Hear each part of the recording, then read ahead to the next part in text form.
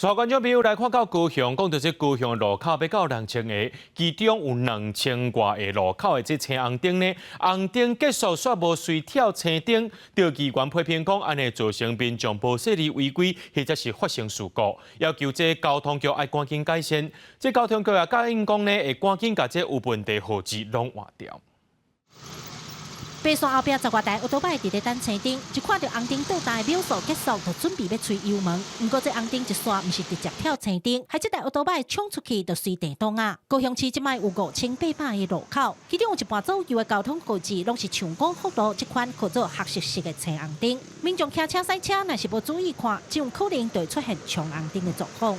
头脑注意到红灯已经灭掉的话，就会比较容易直接冲出去，确实比较会有这种状况。就是可能慢一点再反应吧，就是等号志完全转成绿灯的时候再通行这样子。有些人习惯就是有好秒数的话，就是会比较好掌控时间这样子。 有议员批评这款红灯倒大秒数是交通限制，应该爱全部换掉。议员也表示，这款做法在国外真罕得快，要求交通局爱赶紧换新的来解决号志的问题。交通局表示，黑色式的青红灯即摆已经豆豆在汰换，不过因为经费的问题，会先对学校周边的道路大行做。我们的交通局找出了方案，可以改变这个问题状况了。那你们什么时候要改完？